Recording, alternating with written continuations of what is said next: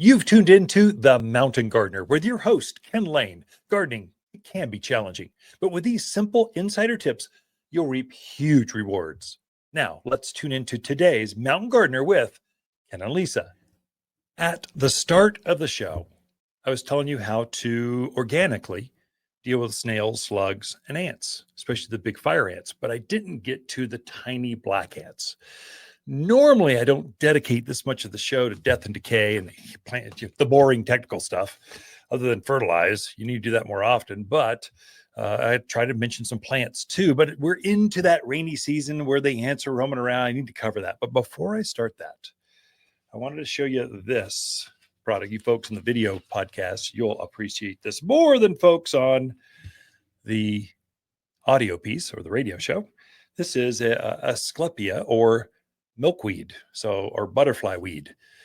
They're coming in right now. And the beautiful thing about summer deliveries, the plants have flushed such new growth. They're bigger than normal. They're in full glorious bloom. They're just nicer. They're more inspirational. And they're usually the summer varieties. They like being planted when it's hot. They would rather not be put in the ground in the spring. They'd rather wait until now through fall. So this is kind of another planting season for us. It's a unique planting season in this part of the Southwest because we're into our rainy season. So the humidity is up.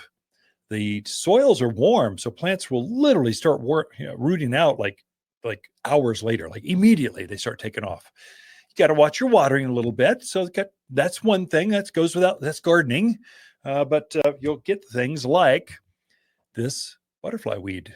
If you want butterflies, this is it's a beautiful orange. This thing is standing, we describe it in words over the airwaves. It's standing about 1.5 feet tall, maybe 1.5 feet wide, in full bloom. It's got to have, 100 flowers on top of it, or clusters of flowers in beautiful orange with yellow stems. And the taste, butterflies love the taste. So it's truly a pollinator plant, and you can put in the ground or in a container. I like to bring the butterflies towards me. So I like planting them in containers and bringing them up close to where I entertain, where I like to watch a sunset or sip my tea in the morning or whatever. So plant it where you want to attract wildlife, and you'll be better off. And then I had one others, and then we'll go into ants.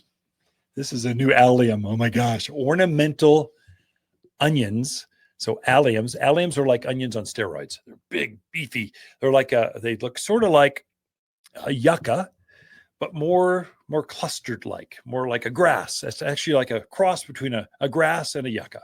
But then it puts on these dozens and dozens of onion type flowers. This one happens to be pink. So the variety of this, what's the variety in this? This is Millennium Ornamental Onions, or allium for you gardeners. That's the botanical name. It's a beautiful green plant, grassy looking with these flowers that will stay on there for a long time. I don't know if this is a pollinator. It would not surprise me one bit. What I do like about my ornamental onions, or onions in general, or garlics, is the animals don't bother them. So you got pack rats and javelina and deer. They don't like the taste of onions. And so they smell kind of oniony, but they got this beautiful flower to them. So it's just an easy to care for. And onions have this big fibrous root to it.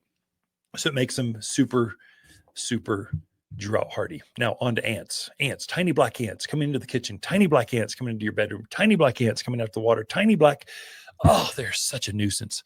And they're hard to find the nest. I mean, big red ants, you can find great big mound out there in the middle of the yard. That's pretty easy to spot. The tiny black ones are really, really hard. And so they're living underneath the rocks, underneath the riprap, underneath the pavers, they're living underneath things. And so when you lift something up and you see them, you can take any spray and just kill them. So the nest is pretty small. But you can't find them. That's the challenge. If you're gardening, you find a nest, have a spray. We've got one that's called in and out, inside, outside insect control or something. It's aerosol, takes them right out. Spinosad soap, anything will kill those ants. The challenge is they're too small to pick up a bait and take it back and feed to the queen. That's the easiest way. So what do? I've got I put this on my products. This is my yards because I've got black ants. I've got riprap. Riprap are those rocks about the size, we call them ankle busters. So they're about the size of a softball, and we just spread, hold hillsides. So that ankle buster size rock, they love living underneath those. So I take Turf Ranger. This is like it's granular. You kind of hear it. Granular, and then they don't really pick it up. What happens is water activates it. It goes into the soil and permeates down through underneath all those rocks, and it takes out the nest that way. And then when they crawl across it, they take it back to the nest that way. So it's very highly effective. Turf Ranger is highly effective for ants, grasshoppers, crickets, earwigs, things that live over, around the gardens. It's highly effective. Out in the field, you've got grasshoppers coming at you, Turf Builder or Turf Ranger. So Turf Ranger is your go-to product. Put it on right before a rainstorm, and your problems will be gone in the morning. So Turf Ranger is available at the gardens. And I think a bag of this covers, 10,000 square feet. So it covers that. One bag covers the entire yard. But that's how you deal with tiny ants. Just put them out where you think they might be living underneath things. Pray for rain or water it in, and they will be gone like that. Water's Garden companion plants for July are hibiscus, purple verbena, crepe myrtle, and sensation maples. Sensation maples grow fast. The spring leaves erupt with soft reds that quickly mature to a refreshing green for summer-long shade. Autumn, it unleashes a brilliant display of red leaves. Where this maple really shines is in the areas with challenging garden soils. The picture-perfect tree to line driveways or shade a patio. You'll only find Sensation maples here at Waters Garden Center in Prescott. For a more fruitful garden, increased success in the landscape that just feels better, then tune in daily to the Mountain Gardener podcast. Subscribe through your favorite podcast streamer or visit watersgardencenter.com. Better yet, visit me directly right here at Waters Garden Center. Thanks for tuning in.